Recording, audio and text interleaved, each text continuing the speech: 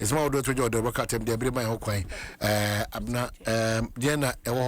no pay yeah Oman ko ba wo ha no Dwaso ma me so Democrat kwase ho pa ma me hu say o kase ye bre kokko na famo no rent 7 no ye bre no man no say me area ho ma hu so bi asidan bi awie dan na wasi awie no me ko bisa ho asem oh so the aboho no e be a room for rent ti me friend number na me bisa say 2 bedrooms sen a o say 2600 bosome okay and maintenance so bosome bia no 300 Ghana utua 26 no obesa tua maintenance bosome bia no 300 into the number na me I say ebi mo ye okay but it's good well me the man to say 2 bedroom or the money part 3,000 Ghana okay into say 2009 approximately 3,000 okay into say 1 year pona wojia 312 ya he 36,000 Ghana cedis afe for a year uji 2 years of man keka bom ne hwe 80 nipa na wotenkan ha na oye adwuma pedan mu atena no busumi akatua no nipa he na je busumi akatua 30 million nipa he o man na yeti ha na obi oja on the sini dan no nim ne niam odi komu yentumi ko che na bo a wonye but sometimes o man sometimes 3,000 Ghana cedis busumi chese unti unfie be se dus esika kra wa save no de nyina be ko han dan afe na afe no so a na te hod mo twen say me konya sika wonam de akutua enkra ha nipa bebre a wo mo na ma chese pressure gu nipa ti so bebre na no eye dan ka eso se na wadwe bom sika no kofa wona de akutua nti na da boka tai ebo ho amane ya mo ka ho asem yes rent was a challenge rent the man it has always been a challenge. It has always been a challenge. And it will forever be a challenge. And it will forever be because the Omanhene to me sika see affordable house in 2 bedroom see a day rent and I see a day man see a man who feels in effetua. They see affordable kwona kwoti sika na ye kanwa. It is not affordable to you the affordable person. It is not. It is affordable to the no ebusumi akatua na woje ne yebum a wobetumi chiche mu de atua. Into until say bia ye rent some no aban bebo mu say ye nya asase bi wo area bia ye chamber ho anase be ye 2 bedrooms a ye de ma renter enka me kwa bonte anka ye de ma me 2005 enso akoye aban die ye de ma me 1005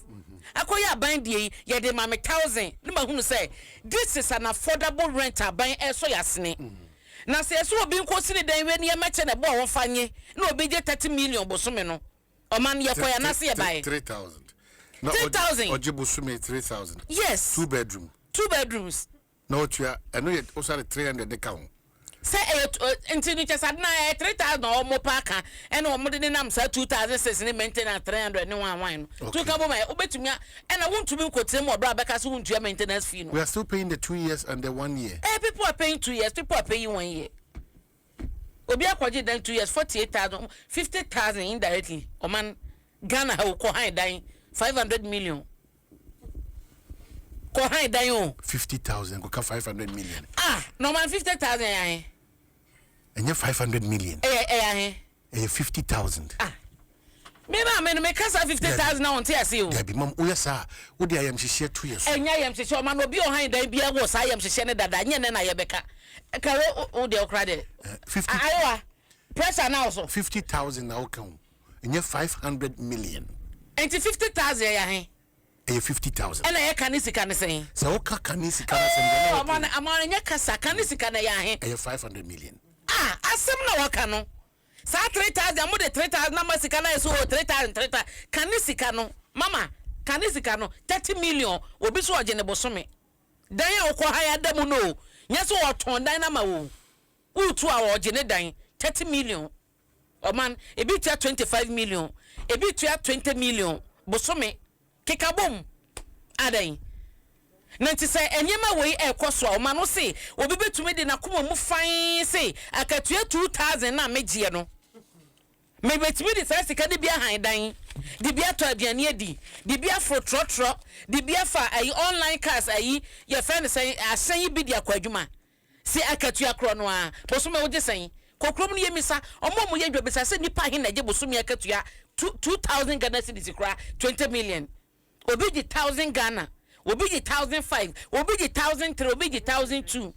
ebi kra di 700 Ghana ntinya den obi enkonko je dan a ajanan bia nim no wie nkotena mpo anu nkotwa ne to aden onko yesa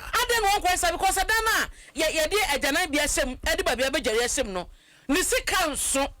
ntinya de ono siesie ono ajanan bia nka ho na ababi ojare mpo nka ho no obekogye sa dan ne sa atua 300 Ghana atua 350 Ghana atua 200 Ghana no na wosori a wakotwa ne to wompo ano watwagu polity mu ayi ne dem no wahiri ne say ya de afawiem se de we pe no because the timber ho krompo yes timber ho self contained man wo kwode about 1005 man bo 2000 timber me kwam se single room na enye se fieru adom binom so take advantage abuse ye ain't advantage no abande no de my na wen abai cannot okay and yes your rent control omuni fieru for nkasan omun kodi omun kokasa no mo teto so ban me say do mun take advantage na me oni me hami debi oman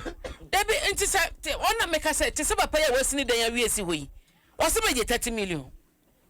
enti rent control for nkoka nche say debi ni boye den onte so e ka omajuma no enti dia no control oman rent for no mo control dey ni o me fa edan rent ni tenant no yi die mu ni fiwa no abuse no tenant no abuse abuse no brofo abuse no e dey na man ya abuse sisi obi no obi sisi oman obi 30 or 6 months why na beje 6 months some beje rent 6 months why wo dey me say yen fa 1 year kwata 1 year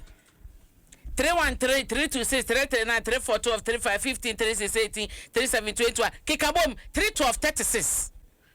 360 million e dan kan kwa ye kwa na se ye bae all right Omanhene enye easy o ko se e betra mo ko se patro mo man so mame na rent asem ye de rent asem we on all right I comes so tracks and what's my back say I comes the omo so mo track you